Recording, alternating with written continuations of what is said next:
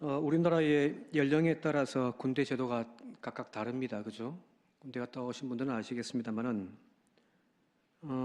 군대를 갔다 오면은 모든 그 복무가, 의무가 끝나는 것이 아니라 바로 이어서 7년 동안 예비군 훈련을 받게 되어져 있습니다. 그리고 그 예비군 훈련 또 끝나면 민방위 훈련을 받아야만 합니다. 보통 군대 복무를 마칠 때나 예비군 훈련 혹은 민방위 다 끝내고 난 다음에 이제 고생 끝났다 하는 마음이 들어서 참 좋아들 합니다. 저도 이제 민방위도 옛날에 끝났으니까 그때 생각해 보면은 제대할 때 와, 이제 막 이 계목줄이 탁 풀리는 그런 느낌. 자, 그런데 가만히 생각해 보면은 그것만은 아니단 말이에요. 좋은 것만은 아니다는 이야기입니다. 훈련을 받아낼 만큼 젊고 건강한 체력이 아니기 때문에, 쉽게 이야기하면 훈련을 닮아낼 만한 그릇이 아니기 때문에 사실은 밀려나는 거예요. 자, 젊어서는 20대 초반에는 군대를 들어가서 나라를 지키죠. 그죠? 군인들은 나라를 지키잖아요. 그런데 이 군복무 마치고 이제 예비군으로 가면은 이 예비군 훈련을 하면 뭘 하냐면은 지역을 지킨단 말이에요. 그래서 향토 예비군이죠. 내가 있는 이 지역을 지킨다는 말이에요. 자, 그러면 이제 이 예비군 끝나고 민방위 가면요. 주로 무슨 교육 하시는지 아십니까? 화생방 훈련, 인공호흡 훈련, 심폐소생술 이런 거 배워요. 무슨 말일까요? 네 가족이나 잘 지키라는 거예요. 젊은 날에는 나라를 지키더니 그 다음에는 동네를 지키고 이제 나이가 들면은 집이나 지키는 거예요. 이제 민방위 또 지나면은 이제 너나 지키라는 겁니다. 그만큼 우리가 담는 그릇이 작아진다는 의미고 그만큼 쓸모가 없어진다는 이야기예요. 그렇죠? 좋은 건가요? 슬픈 이야기죠. 지난번에 정기노회 때 사실은 어떤 목사님들이, 주변 많은 목사님들이 이번 노회는 산정교회 판이다라고 막 하면서 막 놀림.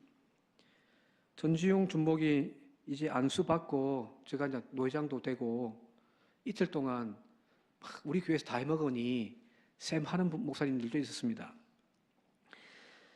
이번에 전지용 목사님을 이제 안수해서 안수 세우는 그 임직을 했는데 많은 분들 교인들이 오셔가지고 함께 축하해 준 참 너무 감사하고 감동적인 시간이었는데 새롭게 임직받는 우리 전 목사님을 가만히 보면서 저랑 좀 비교를 해봤단 말이에요. 이제 막 목회를 시작하는 거잖아요. 정식적으로 이제 안수받았으니까.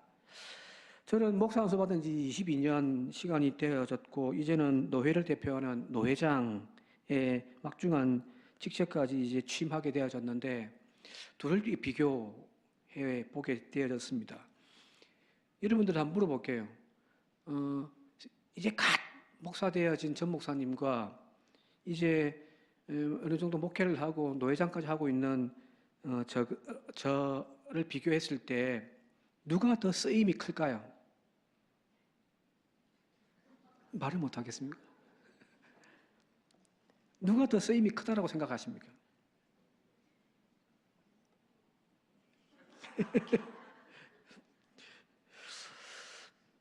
사람들은 아마 목회 초년생보다는 노회장까지 그 타이틀을 가지고 있는 저가 더 쓰임이 크다라고 생각을 하실는지 모르겠습니다만은 앞서 이야기했던 것을 이렇게 다시 되씹어 보면은 어쩌면은 이제 쓰임 받을 일이 점점 줄어들고 있는 폐물과 같은 저보다는 이제 목회를 시작하여 넓은 목회 세상을 이제 꿈꾸고 있는 전 목사님이 더 쓰임의 그릇이 크지 않을까요? 그죠? 사람들은 저보고 노회장 됐다고 축하한다고 인사하시는 분들이 있습니다. 막 오늘 아침에도 8시쯤에 전화가 와가지고 깜짝 놀랐습니다. 주일날 전화 오면은 무섭습니다. 무슨 사고 난 것 같아. 그게 막 축하 전화가 온 거예요. 그러나 이제 저는 더 이상 노회에서 노회장 위에 뭐가 아무것도 없어서 더 이상 할 게 없습니다. 할 일도 할 자리도 없단 말이에요. 이제 제 나이 한참인데. 그래서 축하한다는 말이 저한테는 별로 기분이 좋지 않습니다. 어쩌면 우리 인생에서 가장 행복한 순간이 언제일까라고 우리가 생각해 본다고 한다면은 내가 누군가에게 여전히 쓰임이 있다는 사실을 우리가 인식할 때가 아닌가라는 겁니다. 직장에서 은퇴하면 가장 힘들고 가장 고통스러운 것 중에 하나가 뭐 경제적인 문제도 물론 있습니다만은 그것보다 더 큰 고통은 뭐냐면은 더 이상 자신을 찾는 사람이 없다라는 것. 어디에서 불러주는 것도 없고 할 일도 없다라고 하는 것이 은퇴 후에 느껴지는 가장 큰 고통이라고 선배들이 이야기를 하더라고요. 여기 어르신들 많으시니까 공감하는 이야기가 아닌가 싶습니다. 철학적으로 존재한다라고 하는 것, 있다라고 하는 것은 단순하게 여기 있다는 것만을 의미하는 것은 아니거든요. 여기에 물컵이 있잖아요, 그죠? 이게 존재하는 거죠. 근데 철학은 이것만을 이야기하지 않습니다. 실존이라는 것이 있습니다. 쉽게 이야기하면은 교실에서 3년 동안 한 번도 결석하지 않고 늘 그 자리를 지켰던 아이가 한 명 있는데 너무 내성적이고 조용해요. 그래서 같은 반 아이도 이 아이가 있는지 없는지를 모르는 아이라고 한번 생각해 보십시오. 졸업을 해서 동창회를 하는데 이 아이를 아무도 모르는 거예요. 자, 있죠, 그죠? 한 번도 빠지지 않고 그 자리를 지켰던 아이였지만 사람들의 내리에는 이 사람은 존재하지가 않는 거죠. 학교에서 혹은 군대에서 가장 무서운 것이 뭐냐면은 벌이 학교에서는 아이들끼리 왕따 시키는 거예요. 앞으로 너 저 아이와 절대 놀지 마. 아는 척도 하지 마. 이런 왕따 때문에 괴로워서 극단적인 선택도 하는 경우들도 있잖아요. 그죠? 엄청난 거거든요. 군대에서는 기수열외라는 것이 있습니다. 그래서 고참이 저놈 기수 열외시켜라고 하면은 쫄따구들도 인간 취급을 안 해줘 버립니다. 존재하고 있지만 모두에게서 지워진 존재가 되어져 버린 겁니다. 이것이 여러분들 엄청난 고통이거든요. 그런데 오늘날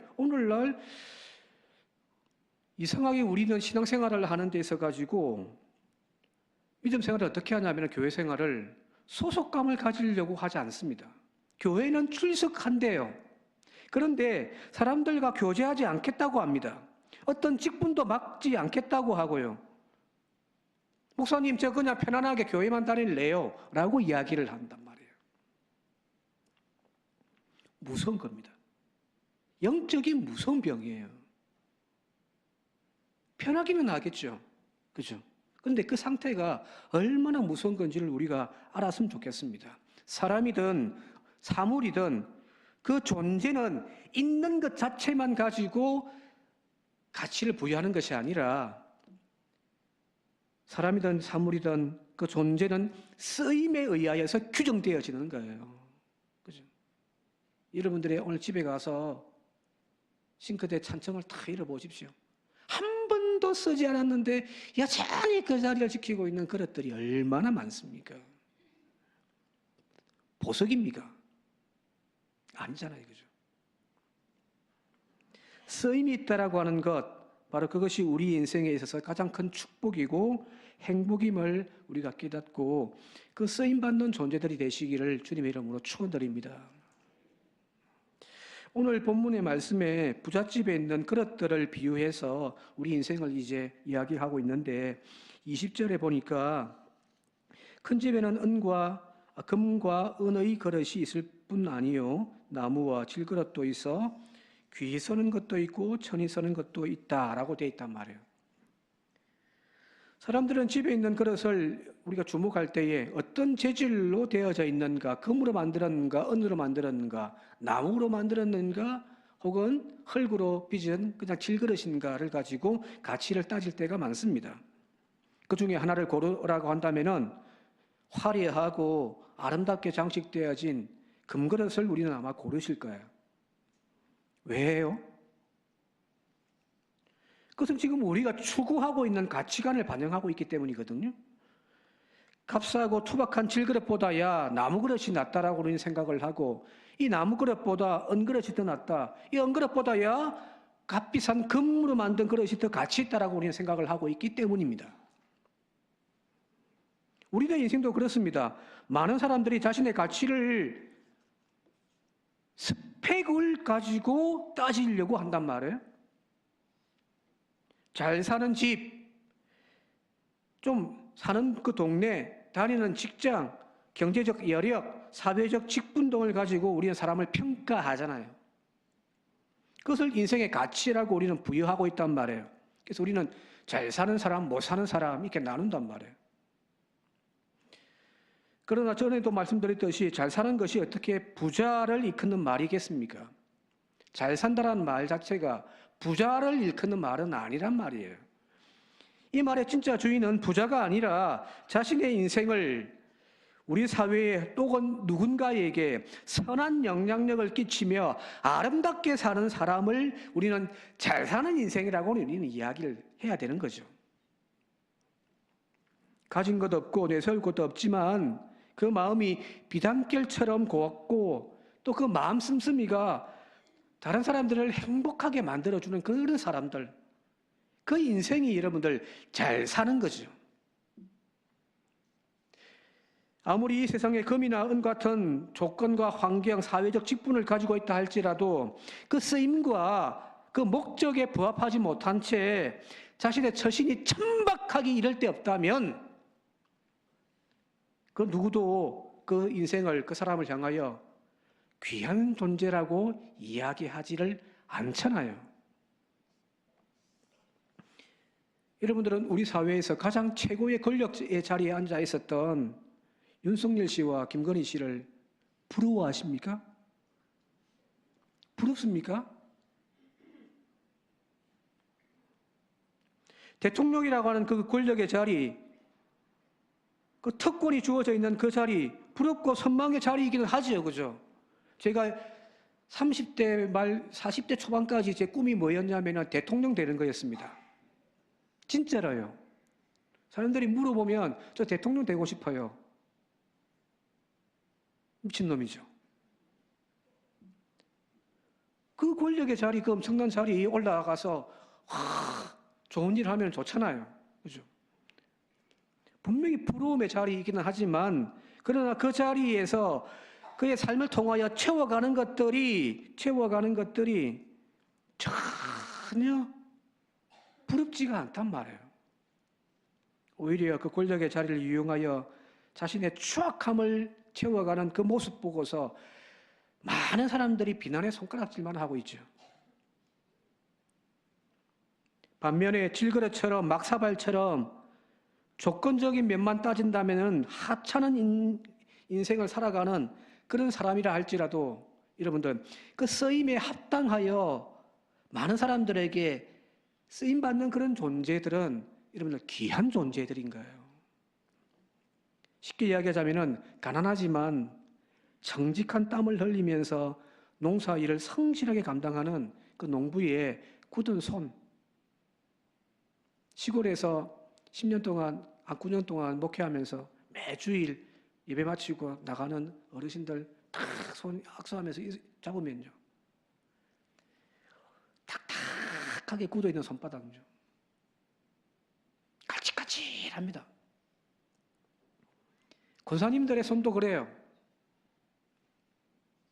그런데 그 손이 너무너무 아름답단 말이에요. 배운 것 없지만 일평생 자식들을 위하여 자신을 희생한 채 일만 하셨던 그 늙은 어머니의 굽어있는 허리, 기역자처럼 굽어 있는 그 허리 추한가요? 아니요. 아름답잖아요. 이런 새벽에 오물 냄새 뒤집어선 채 도시에 버려진 쓰레기를 치우느라 열심히 자신에게 주어져 있는 일에 최선을 다하는 그 청소부의 웃는 얼굴이 소중한 가치거든요. 우리 사회에 꼭 필요한 존재가 누구일까라고 할 때에 저 대통령도 아니고요. 이런 사람들이죠. 그런데 우리는 그 내용물을 어떻게 채울 것인가에 대한 고민을 하지를 않습니다. 그냥 내 인생의 재질을 무엇으로 만들 건가에 대한 관심과 집중되어져 있고 혈안이 되어져 있더라는 거거든요. 자식을 가르치고 자식을 키울 때에도 어떤 인간이 되라고 하는 것들에 대한 관심은 별로 없습니다. 공부 잘해서 어떤 재질로 만들어진 그릇이 되어질 건가에 대한 고민들은 많죠. 그죠? 서울대 나온 인간들 요즘 보십시오. 서울대 법대가 내란가라고 이야기를 하고 있잖아요. 초등학교 때부터 고등학교 때까지 1등만 했던 사람들만 가는 데가 의대인데 이 사람들이 얼마나 이기적인지. 여기 우리 교회 의사 없으니까 다행이죠. 어떤 교회 가면 인야기하면 또 큰일 나겠죠. 얼마나 이기적입니까? 그죠? 집빈 몰라요. 돈을 벌고 모아서 부자가 되더라도 그것을 가지고 얼마나 잘 사용하는가, 그에 대한 고민들 우리는 시키지 않았단 말이에요. 그냥 부유함이 자신의 자랑이요, 남들에게 잘 보이기 위한 목적일 뿐, 그런 인생을 우리는 일컬어서 장식품 인생이라고 우리는 이야기를 합니다. 그렇습니다. 그 부귀와 영화, 권력과 재능, 출중한 것 아무 의미 없습니다. 그것을 어떻게 사용하는가에 의해서 비로소 우리는 그 인생을 가치를 부여한단 말이거든요. 교회도 마찬가지입니다. 우리는 교회가 하나님으로부터 구별되어지고 성별한 거룩한 공동체라고 우리는 고백을 합니다. 그러나 그 교회조차도 이 세상에서 어떻게 사용되어지는가에 따라서, 그 쓰임에 따라서 교회도 귀한 것이 있고 천한 것이 있더라는 겁니다. 우리 사회를 더 건강하게 맛을 내는 소금이 되어야 하고, 이 어둠을 물리치는, 또 그래서 더 밝게 빛나게 하는 빛이 되어야 하는데, 이 소금이 맛을 잃어버려지니까 아무짝에나 쓸모가 없어서 그냥 밖에 길가에 던져 버려지게 되어지더라는 거잖아요. 교회 규모, 모이는 숫자, 교회 파워만 자랑하려고 해서는 안 됩니다. 하나님으로부터 부여받은 그 축복이라고 하는 것을 가지고 여러분들 자랑질만 하지 말고 이제는 그것을 잘 순종하고 세상을 향하여 사용하는 교회가 되어질 때에 비로소 교회는 교회가 되어지는 거거든요. 올해 이제 벌써 시작한 지 오늘이 4월 마지막 주니까 4개월이 지나버렸습니다. 다시 한 번 더 우리 교회 표를 되새겨 본다면은 함께 우리 읽어볼까요? 교회 표 시작. 하나님의 마음에 합한 교회와 성도이죠. 그죠? 하나님이 언제든지 필요하실 때 찾아오셔서 사용할 수 있는 그런 교회 되자라는 이야기입니다. 그래서 찬송에 보면은 김영표 씨가 작곡하고 작사한 우리를 사용하소서라고 하는 찬양이 있는데 제가 가사를 조금 쭉 읽어드릴게요. 우리에겐 소원이 하나 있네. 주님 다시 오실 그날까지 우리 가슴에 새긴 주의 십자가 사랑, 나의 교회를 사랑케 하네. 주의 교회를 향한 우리 마음, 희생과 포기와 가난과 고난, 하물며 죽음조차 우리를 막을 수 없네. 우리 교회는 이 땅의 희망, 교회를 교회되게, 예배를 예배되게 우리를 사용하소서. 진정한 부흥의 날 오늘 임하도록 우리를 사용하소서. 하나님께 사용되어지는 교회야말로 여러분들 오늘 우리 교회가 꿈꾸어야 할 기도 제목이 아니겠습니까? 그죠? 여전히 우리 사회에서, 여전히 우리 가정에서, 여전히 우리 교회에서 쓰임받는 저와 여러분들의 인생이 되시기를 주님의 이름으로 축원드립니다. 쓰임 받으십시오. 요리조리 피해 다니지 말고 쓰임 받을 때 가치가 있는 거란 말이에요. 유럽이라든지 특별히 프랑스, 음식의 나라 프랑스 같은 경우 식탁 예절, 테이블 매너라고 하는데 그것이 굉장히 까다롭습니다. 여러분들도 한 번쯤 경험해 보셨을 거예요. 이전에 레스토랑 같은 데 가면은, 그죠? 딱 앉아 있으면은 식탁 예절이 굉장히 복잡하거든요. 테이블에 쫙 이제 펼쳐지는 것도. 한번 그림, 사진 보여주시겠습니까? 저 그릇, 포크, 잔, 저기 기본적으로, 레스토랑, 프랑스에서 음식을 먹을 때 사용되어지는 테이블 세트입니다. 세팅입니다. 그것도 이제 이렇게 딱 각도가 다 있어요. 포크도 아무 때나 놓는 것이 아니라 무엇 먹는 거 먼저, 그 다음 먼저 쫙 이렇게 세팅되어 있습니다. 저런 데 가서 여러분들 음식 먹어본 적 있습니까? 없습니까? 저런 데 가면요, 밥이 코로 들어가는지 입으로 들어가는지 모르죠. 쫙 코스가 딱 있으니까 이게 바로 테이블 매너입니다. 당혹스럽죠. 그런데 이렇게 까다로운 서양 식탁 예절 중에 가장 중요한 것 중에 하나가 뭐냐면은 호스트 주인이 가장 귀한 분을 모실 때에 신경 쓰는 것 중에 하나가 무엇이냐면은 바로 그릇이라고 합니다. 음식을 어떻게 잘해서 내어놓을 건가도 이제 신경 쓰는데 또 한편 그것만큼 중요한 것이 뭐냐면은 어떤 그릇을 내어놓는가라는 거예요. 어떤 그릇을 선택하여 음식을 내어놓는가가 바로 그 상대방에 대한 예우의 표현이라고 이야기를 하는 겁니다. 이게 이제 이 유럽의 테이블 매너입니다. 식탁 매너요. 음식에 맞는 그릇, 그리고 그 상대방의 신분에 맞는 그릇을 내어놓는 것을 통하여 예의를 다하고 격식을 갖춘다라고 이제 생각하는 거예요. 지금 우리가 하나님 앞에 준비해야 할 그릇이 어떤 그릇들이어야 할까요? 적어도 하나님이라는 분, 우리가 상대할 그 어떤 대상보다 가장 고귀하고 가장 최고의 분 아닌가요? 그죠? 그 하나님 앞에 우리가 올려드려야 할 식탁이라고 하는 이곳에 우리가 내어놓아야 할 그릇들은 여러분들 어떤 그릇들을 내어놓고 계신가요? 자식에게는 그렇게 이것저것 다 해가면서 정성을 쏟으면서 다 하면서 하나님 앞에 우리가 올려놓는 그 테이블의 그릇은 어떤 그릇들을 내어놓냔 말이에요. 바라기는 여러분들 최고의 그릇을 내놓길 바랍니다. 적어도 하나님 앞에. 그게 테이블 매너거든요. 식탁 예절이란 말이에요. 왜요? 하나님이 나에게 있어서 가장 고귀한 분이시기 때문입니다. 그런데 이 그릇을 선택하는 것도 물론 중요하지만은 또 한편에서 거기에 담겨져 있는 음식도 중요한 거죠. 그죠? 근데 가장 중요한, 가장 좋은 음식은 어떤 것일까라고 할 때에 내가 주고 싶은 음식이 아니라 그분이 가장 맛있게 먹는 음식이 최고의 음식 아닌가요?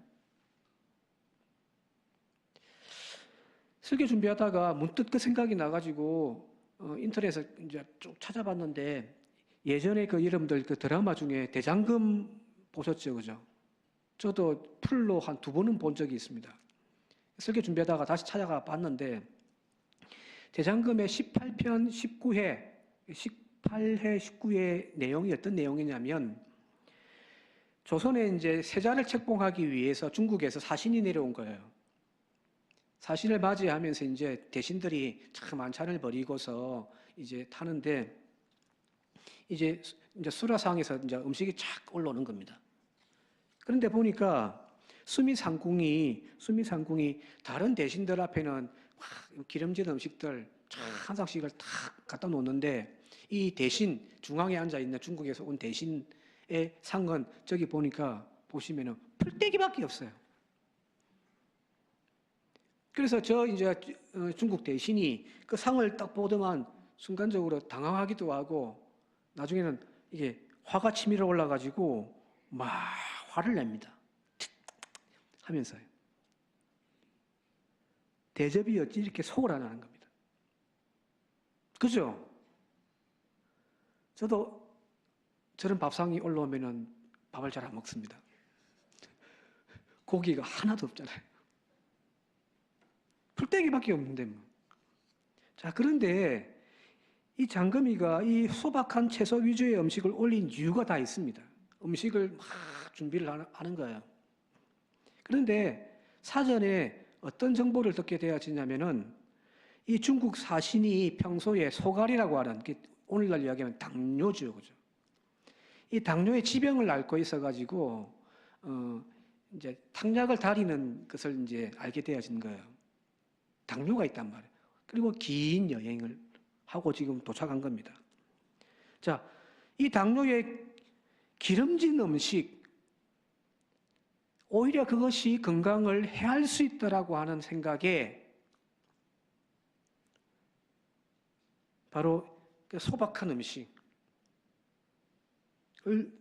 마련해가지고 올렸다라고 이야기를 하는 거예요. 자, 이 사정을 듣게 되어진 이 사신이 나중에 이제 19편 이제 넘어가면은 이 장금이가 올린 음식에 감동을 받는 거죠.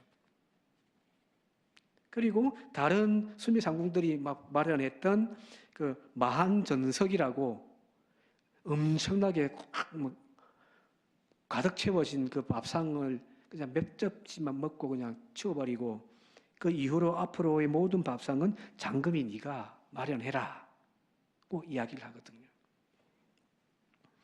자, 산의 지미가 최고의 음식이 아닌 거죠. 나의 추억과 내가 잊고 살아왔던 그 어머니의 손맛이 배겨 있는 그 음식,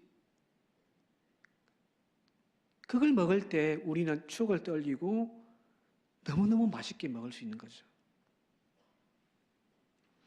내 재능을 뽐내는 그 밥상이 아니라 그 음식을 먹는 사람을 생각하여 만든 그 정성 어린 음식이야말로 최고의 음식인 겁니다.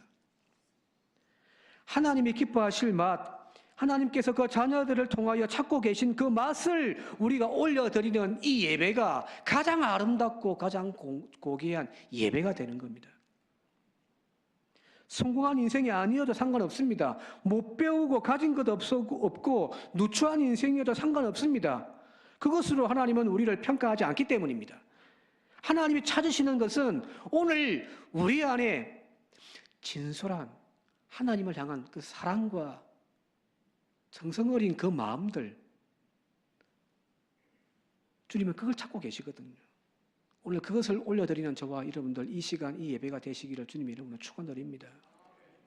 그러면 그 음식이란 뭘까요? 구체적으로 요한계시록에 보게 되어지니까 모든 사람들이 이제 하나님 앞에 서서 심판받는 이야기가 요한계시록 20장에 나와 있습니다. 한번 읽어보도록 할게요. 12절입니다. 시작. 또 내가 보니 죽은 자들이 큰 자나 작은 자나 그 보좌 앞에 서 있는데 책들이 펴 있고 또 다른 책이 펴졌으니 곧 생명책이라. 죽은 자들이 자기 행위를 따라 이 책들에 기록된 대로 심판을 받을 거다라는 겁니다. 여러분들 나중 천국 가면 심판받는데 여러분들의 모든 것들이 다 기록되어진 행위들이 되어진 책들 가지고 이제 너 이때 이거 했지. 그거 갖고 이제 심판받는 거예요. 자, 그런데 이 책에 기록되어질 우리의 행위가 구체적으로 뭘까요? 자, 그것에 대해서 참조할 만한 것이 마태복음 25장이에요. 여러분 잘 아시는 마태복음 25장도 마지막 때에 대한 종말에 대한 이야기가 다루는 것이 마태복음 25장이니까요. 거기 보니까 이 심판의 장면이 나와요. 여러분 잘 아시듯이 이제 양과 염소를 구별하는.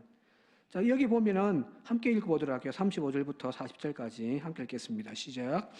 내가 줄일 때에 너희가 먹을 것을 주었고 목마를 때에 마시게 하였고 나그네 되었을 때에 영접하였고 헐벗을 때에 옷을 입혔고 병들었을 때에 돌보았고 옥에 갇혔을 때에 와서 보았느니라. 여기까지 잠시만요. 저 그런 적 없는데요. 주님, 죄송한데 주님 거짓말을 못 하겠네요. 저 그런 적이 없는데요. 제가 언제 주님에게 목마를 때 마시게 했고 줄일 때 먹을 것을 갖다 주었고 했습니까? 저는 그런 적 없습니다라고 했더니 그때 이 임금이 이렇게 이야기를 하는 거예요. 40절 계속해서 읽겠습니다. 시작. 임금이 대답하여 이르시되 내가 진실로 너희에게 이르노니 너희가 여기 내 형제 중에 지극히 작은 자 하나에게 한 것이 곧 내게 한 것이니라 하는 겁니다. 하나님이 감동받으시고 하나님이 받기를 원하시는 것, 그게 본질이 뭘까? 바로 지금 네 옆에 있는 작은 자 하나를 챙기는 겁니다. 내가 가진 것이 지금 떡 하나밖에 없다고 할지라도, 또한 상품이 되지 않는 버려진 물고기 몇 마리밖에 되지 않는다 할지라도 여러분 상관없습니다. 그것을 많은 배고픈 사람들을 위하여 하나님 앞에 내어놓을 줄 아는 그 마음 씀씀이, 하나님은 그걸 원하시는 거예요. 그런데 오늘날 이런 마음 씀씀이가 교회들 가운데에서 잘 보여지지가 않더란 말이에요.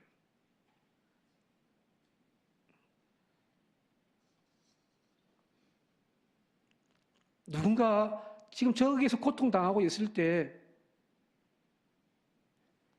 내가 서 있는 자리에서 무릎 꿇고 눈물로 기도할 수 있는 그 마음 씀씀이요. 하나님은 오늘 우리에게 그것을 요구하고 계십니다.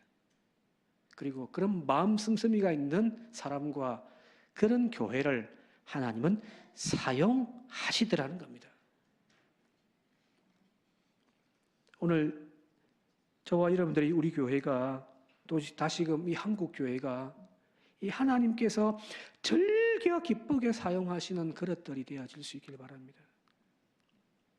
어느 순간 화려는 해졌는데 금으로 치장은 다 되어 있는데 하나님의 손길이 잘 가지 않는 그런 우리들의 믿음 생활 다시 한 번 더 반성하면서 바라기는,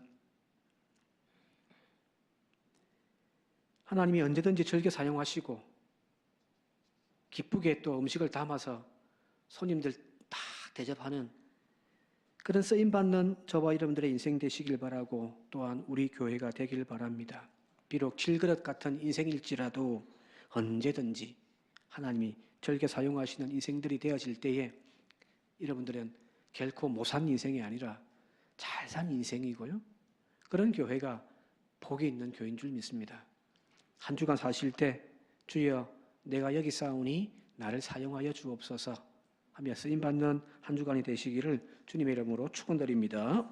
함께 기도드리겠습니다. 고마우신 아버지 하나님, 그만 금그릇 은그릇 만드는 일에 혈안되는 것을 멈추게 하옵소서.